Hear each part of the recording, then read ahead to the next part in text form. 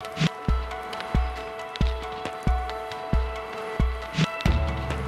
bonjour pour ce nouvel épisode de Promenade de campagne, ici à nouveau dans Bryant Park. Et aujourd'hui, nous recevons Christophe Navel. Bonjour Christophe, merci beaucoup d'être venu depuis le Québec jusqu'à ici à Manhattan. On va prendre place. Et sur fond de piano, vous entendez peut-être en arrière, c'est la joie de Bryant Park ici. Je voudrais commencer tout de suite, Christophe, par vous demander, vous donner un peu l'occasion sans doute de vous présenter parce que évidemment, vous êtes un candidat qui est sans doute assez peu connu. Il faut rappeler, il y a 18 candidats. Il y en a. Je suis le 18e. Je ne sais pas si vous êtes le 18e. Sur la liste aussi. Sur la liste officielle qui a été tirée au sort, vous êtes le numéro 18. Oui. D'accord. Mais évidemment, on ne vous connaît pas du tout sur la scène politique nord-américaine. C'est, il faut être honnête, le cas de la plupart de vos concurrents, qui sont pour la plupart des débutants en politique. Donc je voulais vous demander d'abord, vous vous situez où finalement sur l'échiquier politique? Alors c'est une question traditionnelle qu'on nous pose. Est-ce que vous êtes de droite, de gauche, du centre? Ce que je veux, c'est porter des idées, tout simplement. C'est-à-dire sortir de ce clivage politique, sortir du carcan idéologique et faire en sorte que s'expriment d'abord les idées. Après, si les gens veulent savoir c'est de droite ou de gauche, ils iront lire le programme et ils pourront voir, ils pourront se dire c'est de droite, c'est de gauche. Mais quand on se présente pour être député, c'est pour être élu et siéger à l'Assemblée nationale. L'Assemblée nationale, il faut siéger quelque part, à gauche, à droite, au milieu, dans un groupe. Si vous étiez élu, vous iriez siéger où finalement? Alors ce qu'il faut savoir, c'est qu'à l'Assemblée nationale, il y a effectivement groupe droite, gauche, centre, etc., extrême, etc. Nous, c'est le groupe des indépendants. Il y a des indépendants, ils font 3% à l'Assemblée nationale et je pense qu'ils représentent une belle visibilité au niveau de l'indépendance d'esprit. Au lieu de la rectitude politique, la rectitude des idées, eh bien là, ça permet justement, sur chaque mesure qui est présentée par le gouvernement, de faire valoir et d'amener des arguments différents pour avoir un point de vue qui ressort de la ligne de parti. Alors c'est quoi ce point de vue? Par exemple, on va balayer un peu rapidement les points qui vont faire cette élection législative finalement. D'abord, est-ce que oui ou non il faut soutenir le gouvernement Hollande, le gouvernement héros nommé par François Hollande? Est-ce que par exemple, pour vous situer d'abord, est-ce que vous voulez nous dire à l'élection présidentielle, vous avez voté pour qui? Au premier tour, au deuxième tour? Alors ça c'est une question délicate, je n'y répondrai pas tout simplement parce que je garde pour moi mes principes d'électeur. Chaque électeur est libre justement de faire ses choix en fonction des circonstances et en fonction du contexte. Ceci dit, la France a fait un choix avec un président qui lui s'est affiché fermement de gauche en voulant faire un gouvernement de gauche avec des mesures de gauche.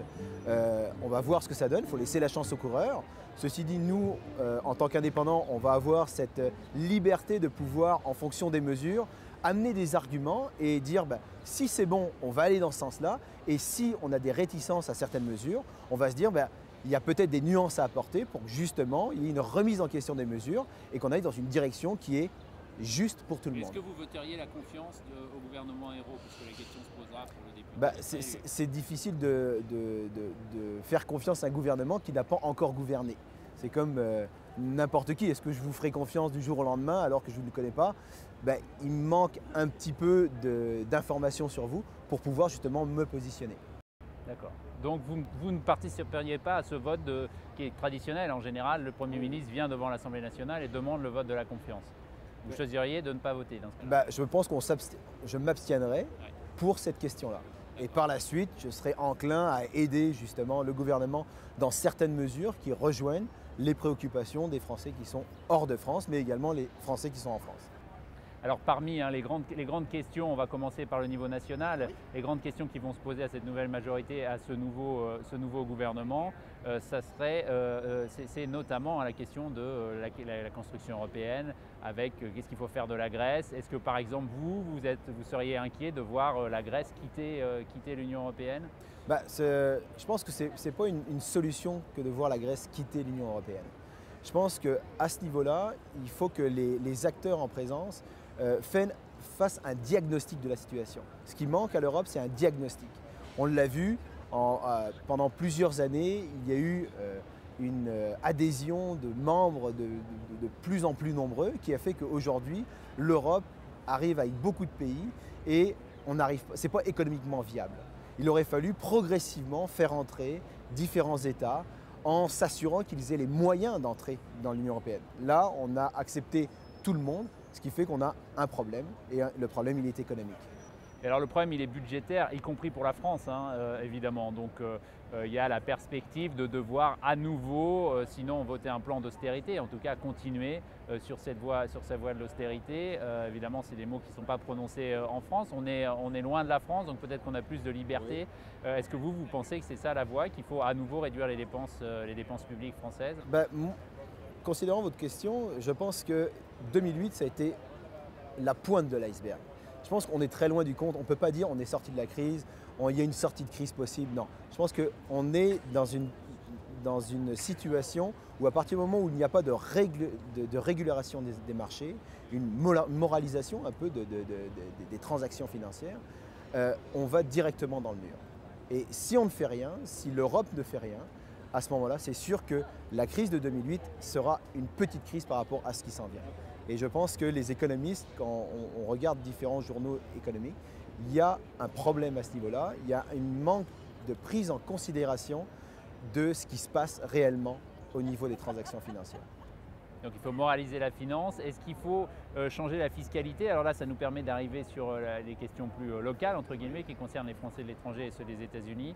Est-ce qu'il y a eu beaucoup de débats, beaucoup de questions sur la question de savoir s'il fallait par exemple imposer tous les Français où qu'ils vivent dans le monde, comme c'est le cas pour les Américains? Vous êtes pour cette idée? Moi personnellement, à partir du moment où un Français a fait le choix d'aller vivre à l'étranger et donc de ne plus payer ses impôts en France, comme c'est le cas, comme c'est mon cas, à partir du moment où il a pris cette décision-là, ce que souhaite faire la France par rapport aux Français de l'étranger, eh bien, ça doit être conséquent. C'est-à-dire qu'on doit être responsable face aux décisions que l'on prend en tant qu'individu, et décider d'aller vivre ailleurs, c'est décider de ne pas forcément avoir accès à l'éducation à la française et donc de faire une croix sur des aides qui viendraient de la France, puisque on se pose la question, qui est-ce qui va payer? C'est ça, qui paye pour ce genre de choses? Qui paye pour la gratuité scolaire? Pour, par exemple, la prise en charge au niveau des lycées? À partir du moment où il n'y a pas de rentrée financière qui permet de subvenir à un besoin, on l'enlève tout simplement. Donc ça, vous pensez que si vous étiez élu, vous reviendriez là-dessus? Vous demanderiez à ce qu'on se prive? C'est très clair qu'à partir du moment où on n'a pas trouvé le moyen de financer ce genre de mesures, il faut l'enlever puisque la France n'a pas les moyens de ces mesures-là. Alors vous faites une campagne qui est principalement sur Internet, oui. Vous avez des moyens limités, c'est pas à faire injure de vous le dire. Vous non. Même. Vous avez aussi, alors là vous allez peut-être contester ça, mais sans doute peu de chances d'être élu par rapport à d'autres. Qu'est-ce qui vous anime, qu'est-ce qui vous intéresse dans cette aventure? C'est que quand vous dites qu'on a des moyens limités, je pense qu'on a des moyens qui sont différents. Ça c'est très clair.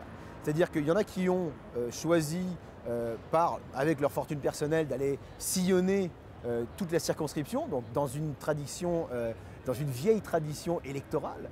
Il y en a qui ont décidé d'emprunter pour pouvoir justement, sous l'égide d'un parti, aller faire du porte-à-porte. Mais je pense que les Français, et puis on le voit au niveau de la participation électorale, on est plus enclin actuellement à utiliser les moyens qui sont Internet. Donc via des courriels, via des capsules vidéo, via puis vous pouvez le voir, on est très actif à ce niveau-là. On a énormément de ce qu'on appelle les infographies, donc on s'adapte aux moyens du 21e siècle. Et on n'utilise plus les moyens du 20e à se déplacer partout sur toute la circonscription. C'est pas réaliste. Ce qui n'est pas réaliste, diront certains, c'est de penser que vous pouvez être élu. Donc qu'est-ce qui vous motive, sachant que il y a beaucoup de candidats, il y en a 18, je le répète, il y en a forcément 17 qui ne seront pas élus.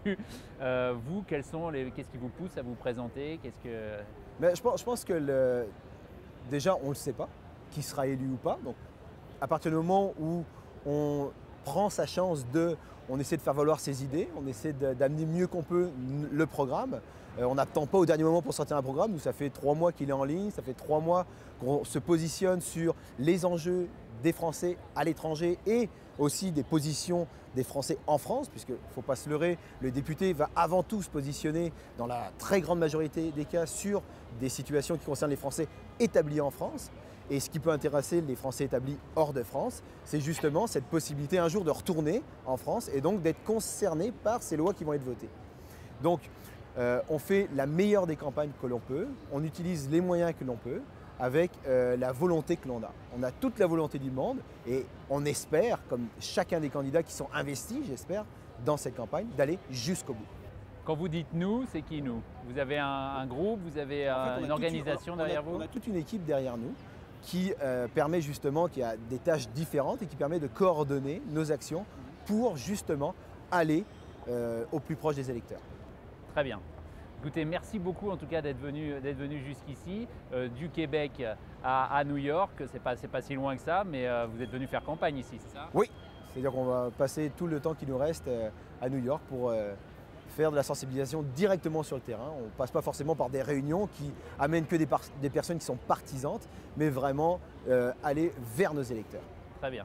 Merci beaucoup. Merci à tous d'avoir suivi ce nouvel épisode de Promenade de campagne. Rendez-vous très bientôt pour la suite. Je vous rappelle, hein, les élections, premier tour des élections, c'est le 2 juin dans les urnes, samedi 2 juin, et puis par Internet jusqu'au 29 mai précédent. À bientôt.